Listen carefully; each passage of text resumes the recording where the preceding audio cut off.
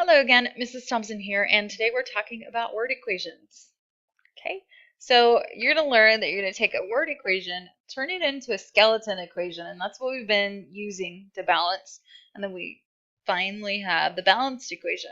The word equations in words, for example, oxygen reacting with hydrogen to form water vapor. And then the skeleton equation is just the bare bones. It's the chemical formulas and all the symbols. And finally, you have the balanced equation. That's when you have coefficients in front of those chemical formulas so that all the atoms are accounted for. So that's an example of the balanced equation. Okay, word equation are the names of formulas written. So that's kind of like what you have in your notes. Skeleton equation, those are the unbalanced equations. Couple rules. You're going to use all of your naming rules for writing formulas of molecules, acids, and ionic compounds. So you still have to worry about those things like charges, what do the prefixes mean, what are the polyatomic ions. We also can't forget about the diatomic elements. Okay, we have to remember Brinkelhoff, bromine, iodine, nitrogen, chlorine, hydrogen, oxygen, and fluorine. Those always come in pairs. All right, so one thing you might have to do is predict the phase of matter that something is in.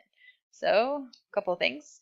To note, diatomics are usually gas unless otherwise stated. Sometimes you'll see things like bromine in the liquid form, but I'm going to have you assume that it's gas unless I state otherwise.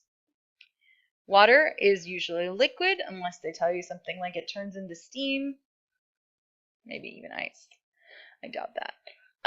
Acids will always be aqueous. Now remember, not everything that's aqueous is an acid, but acids should be aqueous.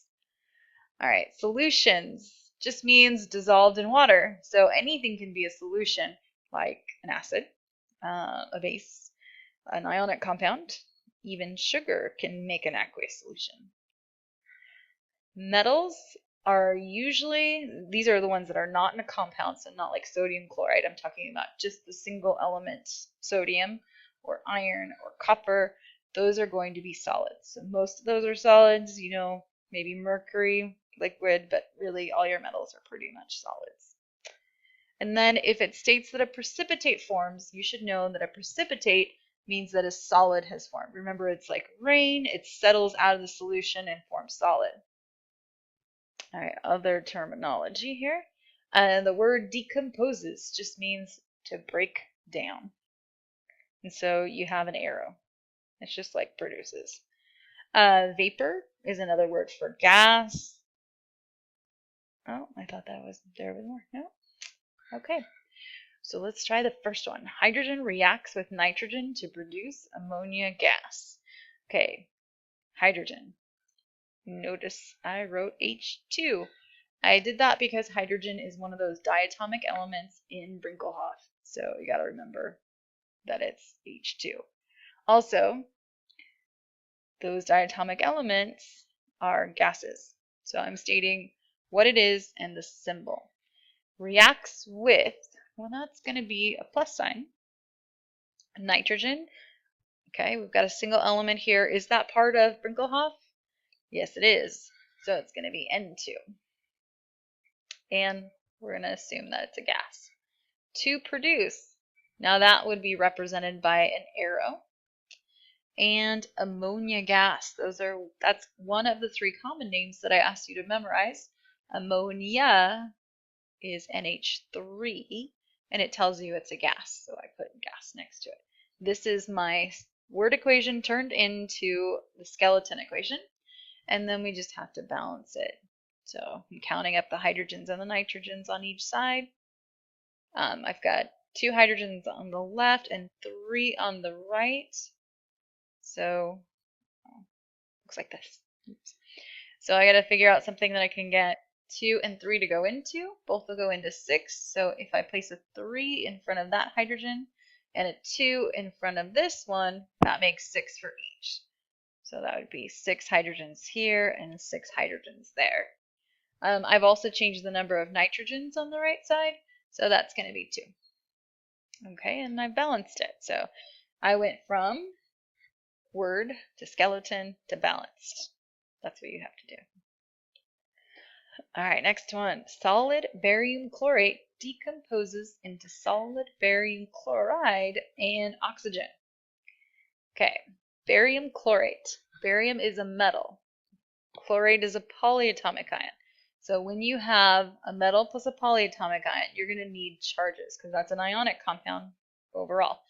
And so I have to go through, look at my periodic table, and figure out what column is barium in. Well, it's in group 2A, so it's going to be a 2+ charge.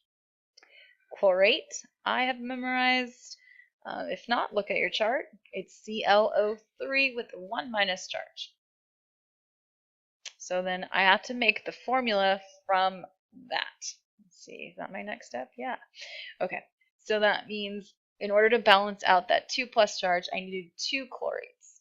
And in order to state that I have 2 chlorates, I had to put parentheses around the chlorate and a 2. Okay, then the state of matter was solid. Now decomposes just means it breaks down. Okay, like fruit naturally decomposes. It breaks down into a bunch of gases and then you get all the other rotted stuff on the side. But it breaks down, it's changing. You'll represent that with an arrow. Solid barium chloride. So now we have barium again, which we already know is a 2+. And then chloride is not chlorate. Chlorate is a polyatomic ion. Chloride is just the nonmetal chlorine changed into chloride. So that would be Cl with a 1- charge since chlorine is in group 7.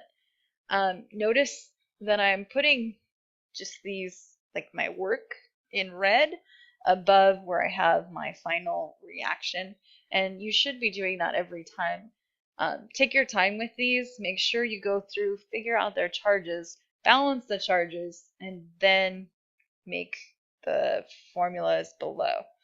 Okay, so how many chlorines do I need to balance out that 1 barium? I'm going to need 2. Okay, it says solid, and can be represented with a plus sign. And then oxygen. See if you can think of what I would write for oxygen. Okay, hopefully you said O2 because oxygen is a diatomic element. And the other thing you hopefully said was that it's a gas. All right, let's start balancing this one. We've got barium and chlorine and oxygen. So I'll put that on both sides. I have 1 barium, 2 chlorines, and 6 oxygens because that's 2 times 3 gave me 6. Over here, I have 1 barium, 2 chlorines, and 2 oxygens. Okay, so the first place I can see that's different is the number of oxygens. So I'm going to need 6 oxygens. Since I have 2 here, I need a number that I can place in front of the oxygen to make 6, which is 3. And then we'll just cross that out and write 6. All right. Next one says solutions of tin 4 bromide. Hopefully remember that Roman numerals mean that that's the charge on that transition metal. Magnesium hydroxide react to produce aqueous magnesium bromide and a precipitate of tin 4 hydroxide. A lot of stuff that we're going to have to write. All right, so tin 4 bromide.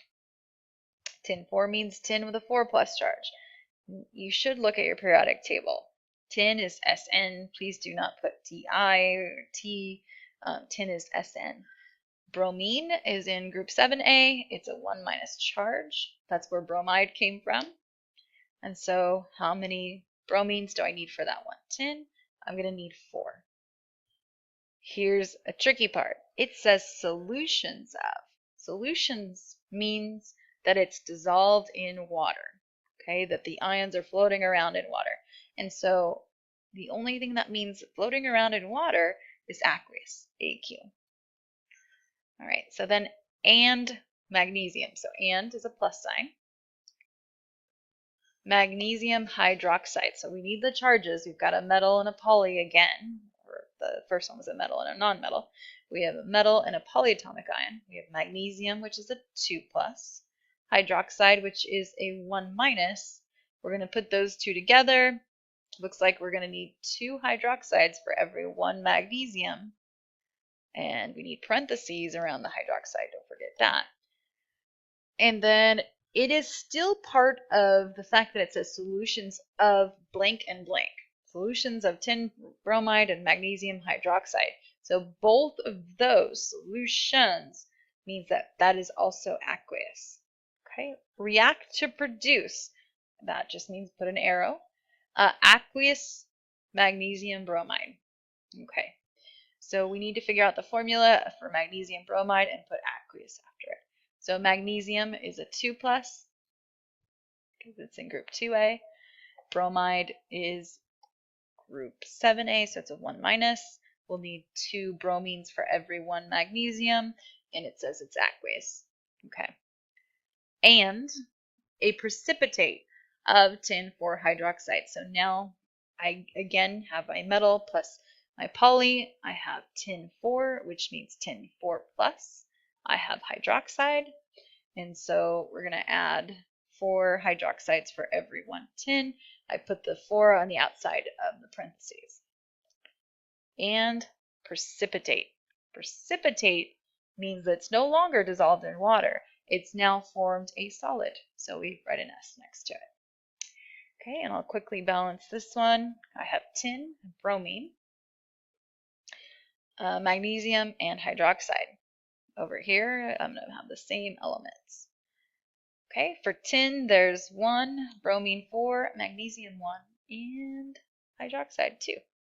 On the right, 1 tin, 2 bromines, 1 magnesium, and 4 hydroxides. All right, so what's different? Well, the first thing that's different is the bromine, so let's go ahead and take care of that. I need 4. This one has 2, so I can put a 2 in front here, and that gives me 4 bromines. So let's adjust that. Now I have 4 bromines. But I also changed something else. I changed the number of magnesiums, so that's a 2 now. Okay, so now that I changed the number of magnesiums, maybe we should work on the magnesiums on the left side. So I have 1 over here. So let's see what I can do. If I want 2, I can put a 2 here. Okay, 2 magnesiums. And remember that doubles the magnesium. It also doubles the hydroxide.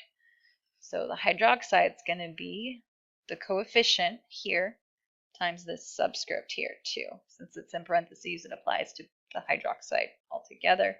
So 2 times 2 is just 4. We'll check to see that everything is balanced. All the numbers are the same. I can double check as I go through, verify those numbers. Looks good. Next problem, last problem. Solid copper metal reacts with nitric acid to yield aqueous copper, 2-nitrate, and hydrogen gas. Okay, copper metal. Okay, any metals on their own are going to be solid. So it may tell you solid copper metal, might not. Just remember it's solid.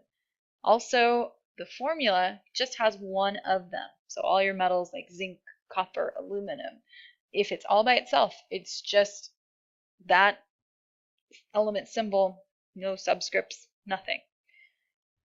It's not diatomic, so it's just Cu. Reacts with nitric acid. Ooh, fun. We have to remember our naming rules for acids. Okay, the fact that it says acid, we get an H. The fact that it doesn't have a hydro means that it's hydrogen with a polyatomic ion. Okay, that polyatomic ion, so it says nitric. That means I ate something icky. Ick came from 8, so we need the nitrate ion. So it's hydrogen with nitrate. So we're going to need 1 of each.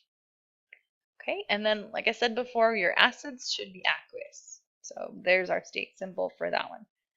Okay, then it says to yield, arrow, aqueous copper 2-nitrate. So copper 2 means copper 2+. Nitrate, hopefully you've looked it up or you had that memorized as NO3 with a 1- charge. Okay, then we're going to balance out that charge. So it's going to be CuNO3 parentheses 2. All right, it said aqueous. So that's AQ. And hydrogen gas, so plus. Okay, see if you remember, what do I do for hydrogen gas? I put H2. Okay, and it's gas. All right, balance it really quickly. Copper, hydrogen, nitrate. Chosen to keep all of nitrate together since it's over here in parentheses, and I can see I have 2 of them. Over here, I can imagine them in parentheses and only having 1 of them. It's the same on both sides. Every once in a while, you'll have it so that it's actually broken up, and that's more of a pain. But here we go. I have 1 copper, 1 hydrogen, 1 nitrate. On this side, 1 copper, 2 hydrogens, and 2 nitrates. Okay, so here I can see the differences right here, the hydrogen and the nitrate. So all I have to do is put a 2 in front there, and that changes this to 2 and this to 2, and this is balanced, and we are done. So if that was a little bit confusing, that means you need to go back and review the whole mix naming, maybe ionic compounds. Yeah. Ask questions in class. See you next time.